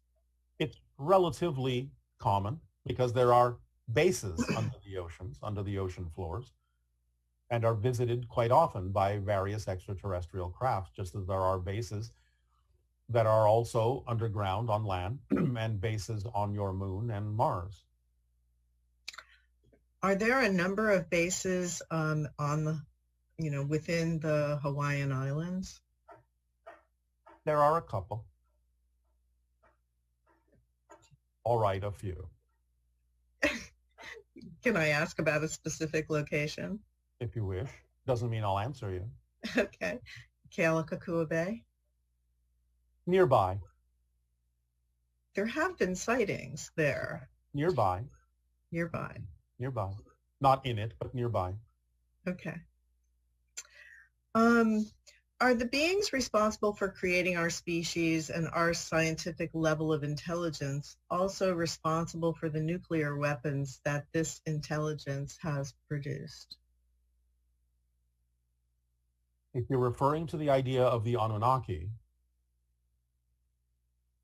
they did have a science that was understood by some that did allow for the development of nuclear devices. They didn't provide them, though, if that's what you're asking. Okay. And did the Sasquatch interact heavily with the Conestoga people, who are also known as the Susquehannock, found on the Susquehannock River? And if so, modern people believe this culture is extinct because of conflict in the 1700s. did some of them travel with Sasquatch to other dimensions? Yes. And that's all we will say about that. Okay. And are ancient Egypt giants Anunnaki? Some of them certainly have a lot of Anunnaki blood. They are mostly ancient Atlanteans that have a lot of Anunnaki blood, many of which still existed on Earth in the late periods after the destruction, the third phase of destruction of Atlantis, and became known as the Anunnage. You can look them up. Anunnage, Anannage, Anunnage, which is a corruption of Anunnaki. But many of these are ancient Atlanteans who survived and went to different areas on your planet that had a lot of Anunnaki blood. Okay, and this is a question about the U.S. congressional hearings on the UFOs. Yeah. Well, first of all, does that foreshadow a change in the collective energy leading to the beginning of the open window of contact? It does, of course, even though not much information actually was offered in that meeting. The fact that it is recognized as a public meeting that professes to take the subject seriously is a step forward in the evolution of contact. Yes, of course. And this person is saying, I read that the U.S. government or military doesn't want to admit UFOs are from outer space and friendly because then there would be no need to have huge budgets to protect ourselves against them. Is that accurate or? Yes. In general, yes. There are exceptions, but yes. And in the news this week, there was also a picture of a doorway on planet Mars. And is that picture true? No comment. Okay. All right. And there'll be a device in the future that will help access the unconscious mind and discover our negative beliefs. Can you tell us what kind of a device that would be? It will be an AI device. And is it connected with the internet? Because you've talked about how we would be able to talk with our higher minds through the internet. I guess it's sort of a representation of that idea. It's not the internet as you know it, but it will be something similar. Okay, and can you tell us something about advances in health and medicine, what they might look like that would help us continue to evolve and move towards greater and greater open contact? Eventually, it will all be based on the understanding of resonance and frequency of energy. So eventually, will we be able to like regrow limbs or restore senses? Yes. All of those things. Yes. And will it be through the use of AI? Because right now we already see that happening where Partly, yes. It can be aided by AI, yes. But it has to do with frequency and resonance. Okay. And lastly, this one says the cultural belief that change is created through rage, rejection, and punishment seems to be gaining momentum, at least in our society and maybe even worldwide. And can you help us understand what an individual can do to shift that so that we have a more smooth progression to our evolved future? Or is this whole period of quote unquote negativity that the world seems to be going through just part of our growth process to get us to that? It's on how you use it. As we have said, you're getting everything out on the table because it's the end of the cycle. You're shifting into a new cycle. You have to be able to see every possible choice and every possible opportunity to be a living example of better choices, of more positive choices, without necessarily needing anyone to choose them. But the idea is to be a living example of that. That's how you can help. But remember, again, you're never going to change the planet you're on. You're going to shift to another version of Earth that will be more and more reflective of the changes you make within yourself. But being a living example through the actions that you take that are more representative of a positive reality will allow those who are inclined to do so to also choose and match those frequencies in a more positive way. But again, the idea is, unless you see all of the negativity, you won't know what choices necessarily there are to make or not make. So you're getting it all out on the table, so you give yourself the freedom to choose what you truly prefer and leave behind what you truly do not. And for those that are concerned about nuclear in the current situations that are happening, you've mentioned that full-out nuclear war would not be allowed to happen on this planet because of the effect that it would have in other dimensions, etc. Yes. Correct? Yes, but limited nuclear strikes we cannot necessarily prevent.